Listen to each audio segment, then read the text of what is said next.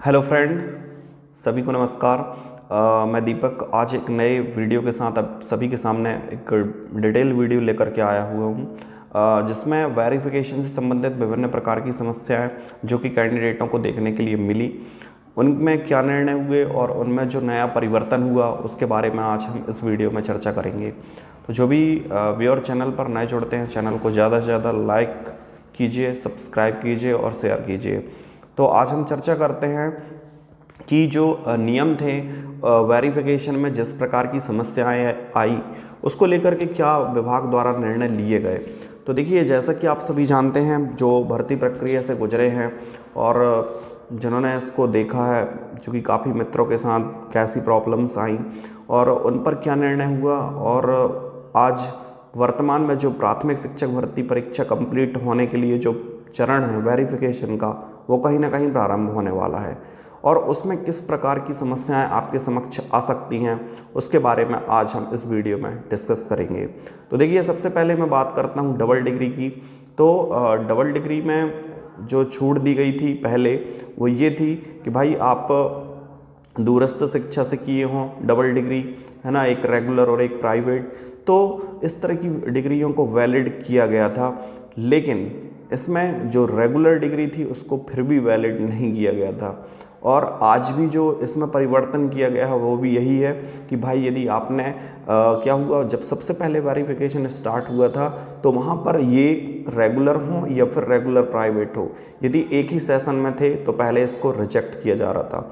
किंतु बाद में इसमें जो संशोधन किया गया अभी वर्तमान में, उसमें ये कह दिया गया कि भाई आप एक प्राइवेट के साथ एक रेगुलर डिग्री कर सकते हैं, ठीक है ना, लेकिन दोनों किसी भी हाल में रेगुलर नहीं होना चाहिए। तो ये आज का जो वर्तमान में परिवर्तन चल रहा है नियमों का, वो ये है कि आपके दो रेगुलर डिग्रियां नहीं होना चाहिए, एक प्राइवेट और एक रेगुलर ही मान्य है।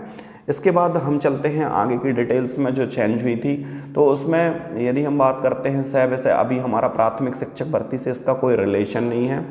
हम बात करते हैं, नीचे देख लेते हैं, अतिथि शिक्षक से अतिथि शिक्षक के कार्य के साथ साथ डिग्री अर्जित करने के संबंध में। देखिए, अभी भी प्राथमिक शिक्षक भर्ती में ऐसे हमारे बहुत से भाई बहन होंगे जिन्होंने गेस्ट में रहते हुए, अध्यापन करते हुए और कहीं ना कहीं डिग्रियां अर्जित की हुई होंगी। लेकिन एक चीज़ बता देते हैं, इस नियम के अनुसार ये नियम कहीं ना कहीं अतिथियों के लिए बहुत बेनिफिशियल था और इसका लाभ उन्हें मिला भी है। और इसमें क्या परिवर्तन हुआ है वो मैं आपको बता देता हूँ।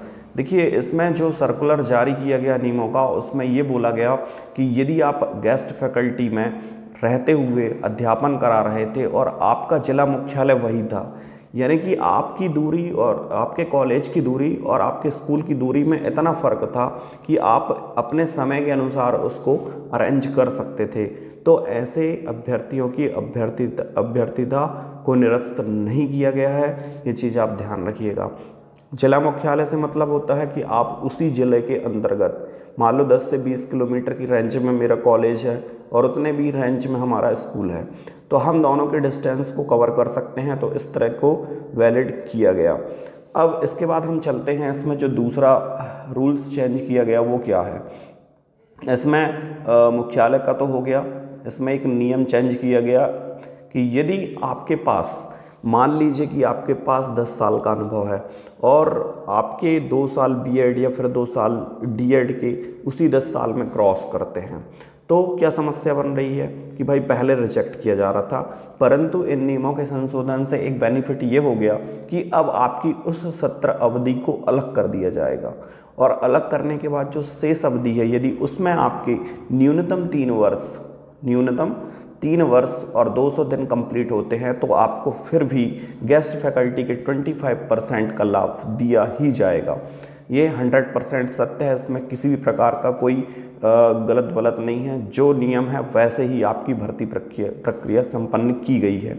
इसके बाद इसमें थर्ड चीज़ और दी गई है। मान लीजिए कभी कभी क्या होता है कि हमने 2 सेशन में 3 सेशन पढ़ाया और 2 सेशन में हमारे बीएड या डीएड के निकल गए।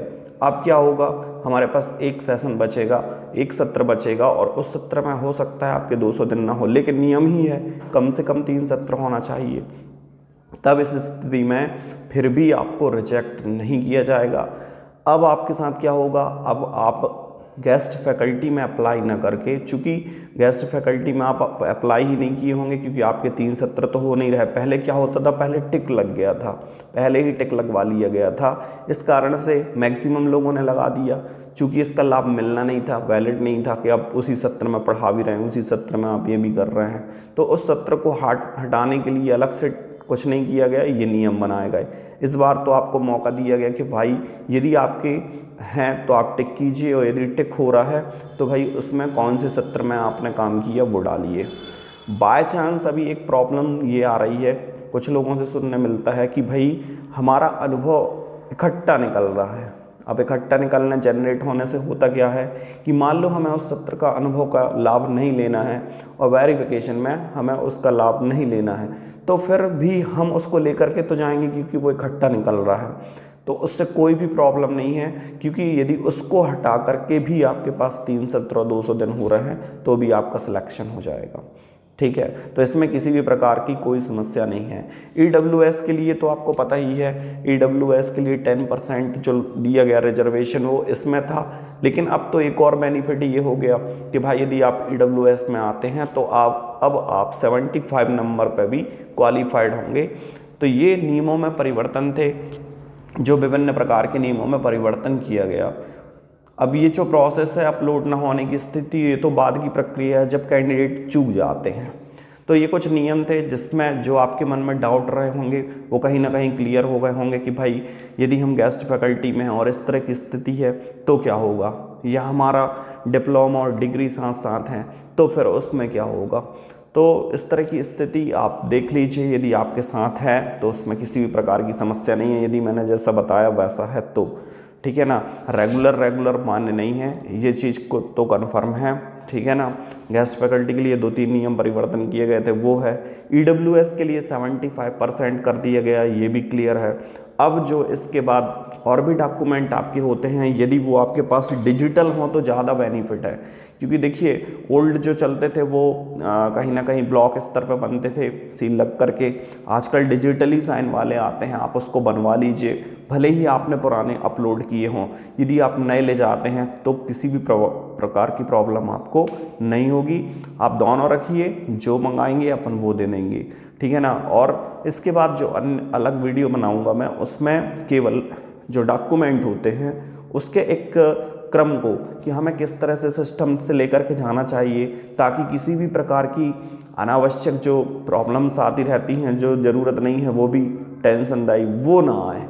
और हमें किसी प्रकार की समस्या यदि उस समय होती है, चाहे वो एक फ़ाइल की भी ज़रूरत होती है, जब हम वेरिफिकेशन में जाते हैं और एक छोटी सी फाइल की भी जरूरत पड़ जाती है, और उस स्थिति में जब हमारे आसपास कुछ नहीं होता है तब भी हमारा दिमाग टेंशन में आता है कि यार हमको ये लेना है, ये करना है, वो करना है, और ये स्वाभाविक सी बात है। इस तरह की स्थिति भी निर्मित ना हो, उसको लेकर के मैं एक अन्य वीडियो बनाऊंगा इसके बाद।